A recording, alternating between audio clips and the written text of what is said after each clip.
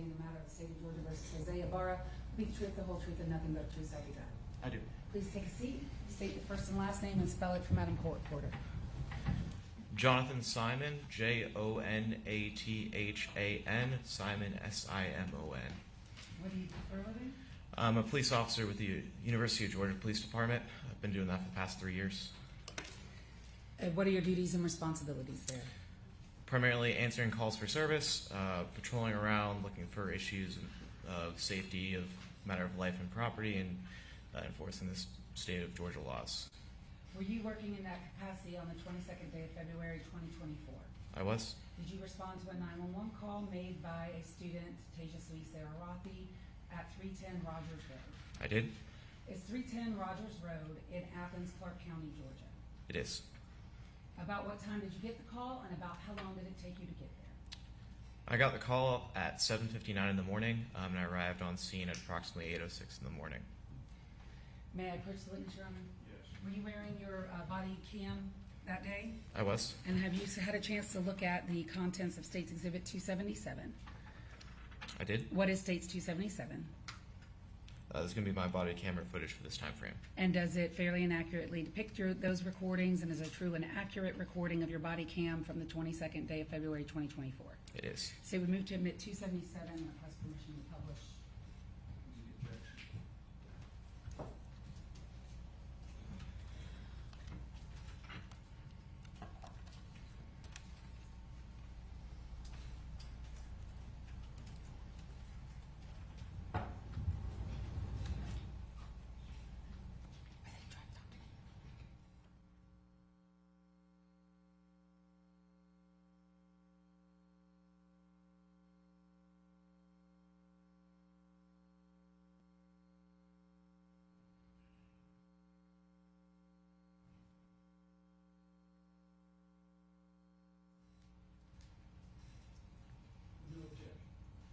277 is admitted. You may play it. I am going to speed up a little bit in your body cam so we don't watch all of it. Do you see the counter at the top? Yes. 13:06 on 2/22 of 24. Is that in UTC time? It is approximately 5 hours before, so it would be 8 in the morning, I believe, if my math is correct. 8:06. 8:06, yes. Do we see in this frame Building S? Yes. And what type of building is Building S? Building S is a University Village housing. It's going to be housing primarily for grad students or international students. It's in an apartment format sort of style. I want to fast forward to when you get to the apartment door.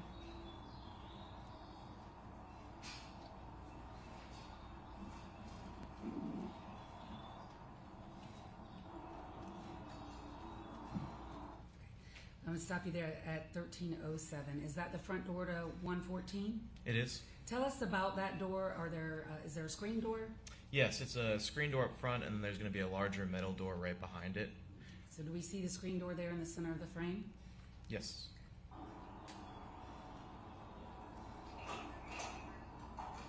Hey, outside. The person that we see in the center of the frame now at 13:07, who is that? That is going to be the caller, Ms. Tejaswi Saraswati. And how would you describe her demeanor that morning? She seemed very unsettled, very scared in the moment, understandably so. So primarily I was just trying to use my best customer service voice to try to calm her down in that situation. And you responded, and did other UGA police officers also respond? Yes, I was the initial responding officer getting information from her. We had other units around the area searching for a potential suspect going on from there. I'm sorry, your voice trailed off a little bit because somebody moved to the chair. I'm sorry about that. A little louder. You responded, others responded to do what? They were searching the area for, the call came out as an individual jiggling the door handle, and so that individual looking through the window and left the area. So they were in that surrounding area looking for that individual. And then when you say that surrounding area, this area around Building S? Yes. Hey, can I come in or you? Alrighty. I want to stop right there. Do you see her back windows to the living room? Yes. All right. Can you point to those for the court? This is going to be the back windows up there. Okay. The only windows we see in the frame, and there is a pointer. Oh, gotcha.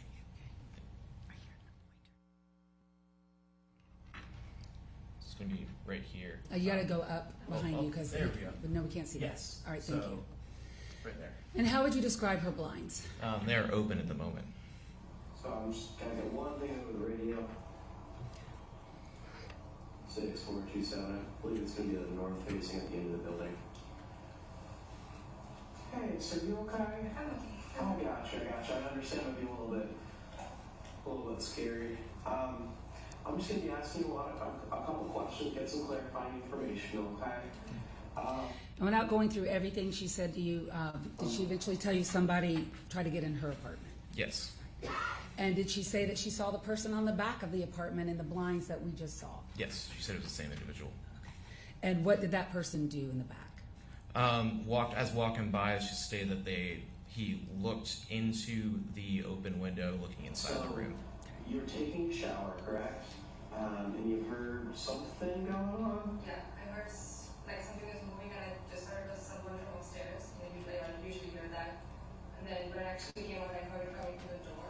Okay, you heard it coming from this door? Yes. Okay. So I went to see to the people, and then I saw actually someone was like crouched down and then trying to I just open it. Okay.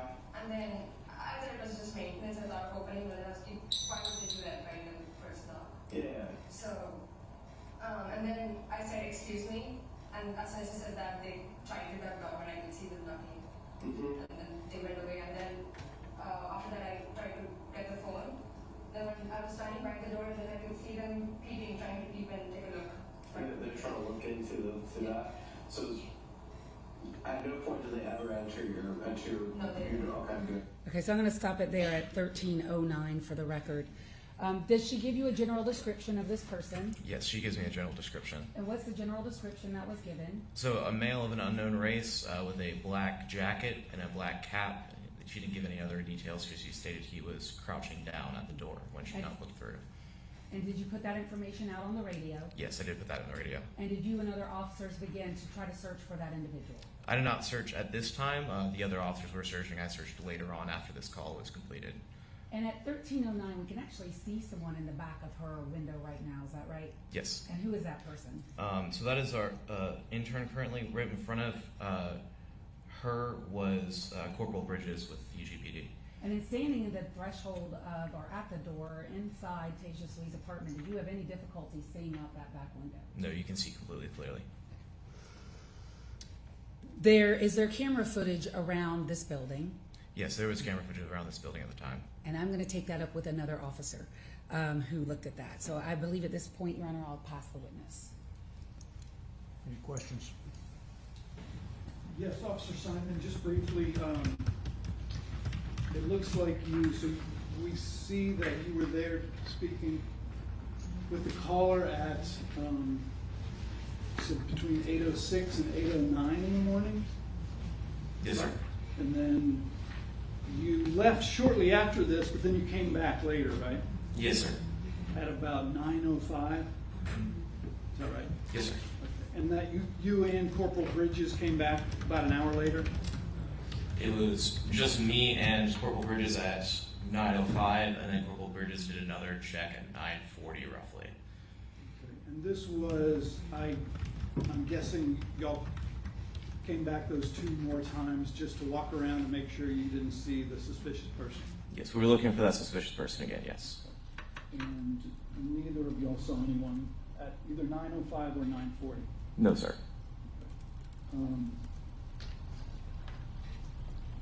That's all.